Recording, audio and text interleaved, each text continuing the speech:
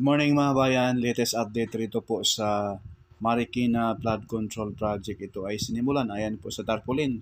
Buhay na saksi, October 20, 2021. Ito palang project na ito mga bayan ay hindi ito kasama sa mga ghost project, no? Ito po ay nai-award pa noong dating administrasyong Duterte pa. Ayan, no? October 20, 2021 mga kabayan. So, ito po yung flood control na isang gawaan lang. At hindi mo na kailangan na ulit-ulitin pa paggawa every year. Dahil ito po ay napakapulido ang gawa. At masisilayan po natin ngayon sa ating mga drone shot mga bayan na talagang grabe. Ito po. Ayan po mga bayan. Itong portion na ito ay sa barangay Manggahan, Pasig. So ayan po yung sheet pile sa baba.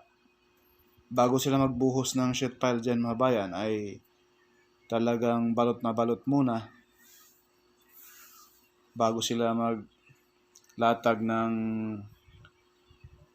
retaining wall. Yung pinakababa bali ay tad-tad muna ng rebars. At lalo na yung retaining wall mga bayan. Titingnan nyo ng husto ngayon, no? Shout out po sa Japanese contractor, Toyo Shimizu at joint venture po ito mga bayan. Japanese contractor po ang contractor nito. At kagandahan nito, Filipino manpower po ang kinukuha nila. So ibig sabihin mga bayan, napakagaling din talaga ng mga Pilipino gumagawa. Depende na lang talaga sa contractor, no? Dahil ang total cost nito mga bayan ay nasa kulang-kulang 10 billion, no? So ayan po yung pinaka retaining wall mga kabayan. Yung taas, tingnan nyo. Kita nyo yung reverse. Antindi. Nangingitim sa reverse mga bayan. Dagdag pa dyan yung sheet pile na binaon ay talaga namang ito po, ipakita ko. Grabe ang haba yan mga bayan, no? Lampas.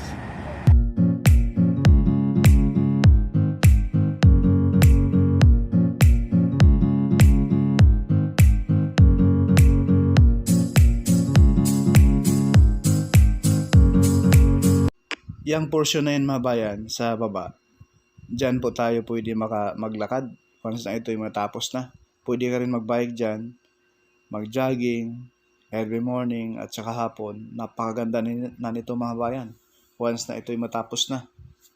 Shout out po sa taga Pasig at taga Marikina, no?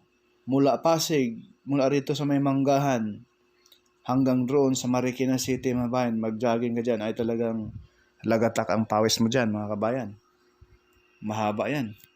Ilang kilometro yan? Mga 8? Mga ganun.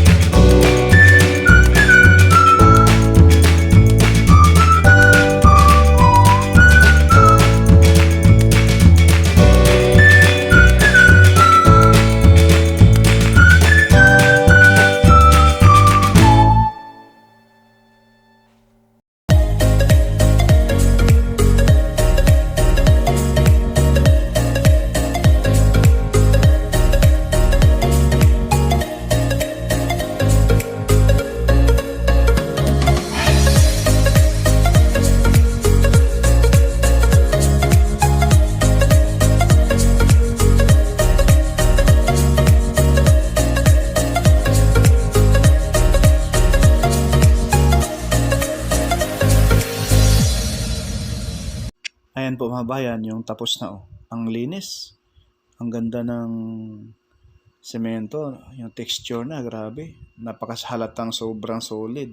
So, yung sa kaliwa natin mga bayan, yung lupa na nakatambak dyan, yan po ay temporary lang. Yan po ay tatanggalin once na ito ay matapos na to, itong kabuuan, itong Marikina Pasig Flood Control.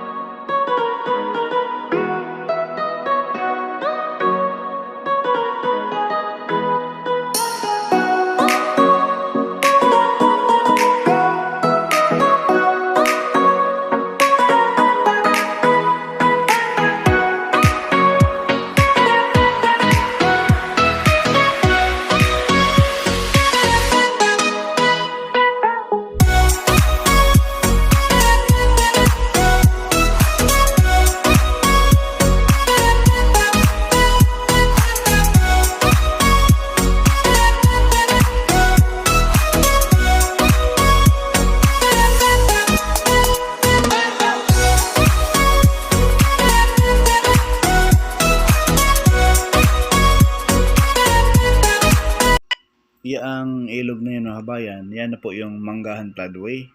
Yan na po ay tagos doon sa Laguna de Bay. Yan po ay project po ng dating Pangulong Marcos Sr. Ay yung Marcos Jr. ngayon ay ano ba ang project sa flood control? Palang nabalitaan natin sa mainstream media ay mga gumuguho lang sa Mindoro. Yun ko lang kung anong dyan, baka sa contractor o ano ba, yung sa pag-manage dyan. So sana yung Bataan Cavite Interlink Bridge na groundbreaking na po noong 2024 or 2023. Project yung ni Marcos Jr. Kaso binablog natin mga bayan sa portion ng Cavite ay wala namang doon, wala namang gumagawa, at saka mayroon doon mga marker lang ng Bataan Cavite Interlink Bridge. Naglaho ba? Or yung rin sa Laguna Lakeshore Project, di ba? Binalita na yon na punduhan ng Asian Development Bank, pero wala rin namang gumagawa, wala rin project na naumpisahan. Sana ay maumpisahan na po. So, back to the topic. Ayan na po yung kabilang side mga kabayan. Ayan po yung barge na naghahakot dyan sa mga burak, mga lupa na natanggal dyan sa kahabaan nitong Marikina Pasig Flood Control.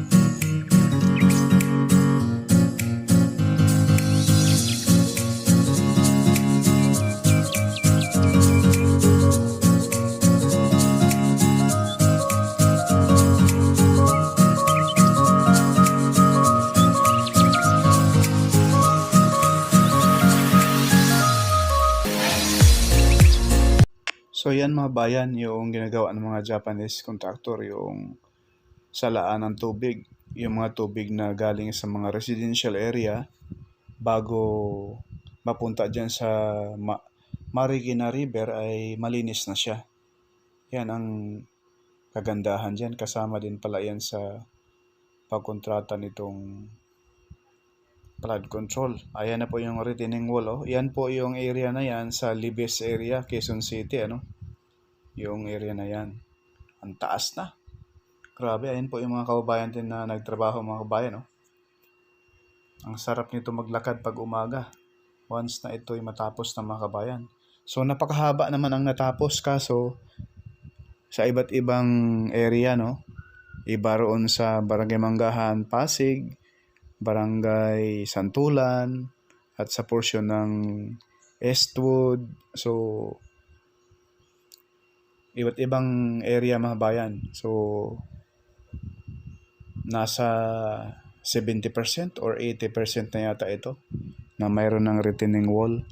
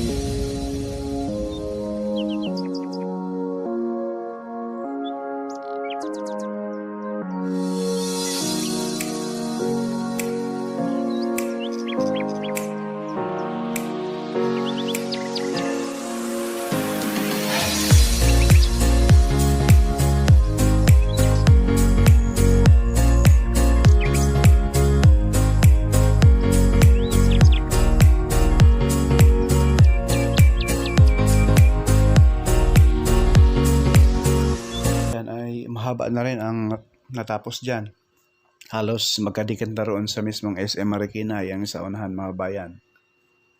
At tuloy-tuloy na yung pagdidredging dyan. Pati doon sa bandang riverbank ay sa may Kalumpang at sa Marikina City mismo mga bayan. Kaya mabilis po ito. Kaya konting baka sa 2027 ito ay matapos na po ito kabuuan. Dahil mahaba na rin. Ayan po sa bandang kanan mga bayan sa portion ng Libes ay napakahaba na rin po ang tapos na retaining wall. Bago ang lahat, pakiusap po, paki-like, paki-share, follow at subscribe na rin po sa ating YouTube channel mga bayan. Hindi man sikat pero nag-aabot ng balitang tapat. Pa-share na rin po. Salamat ng marami. God bless po at ingat po sa sobrang init ng panahon mga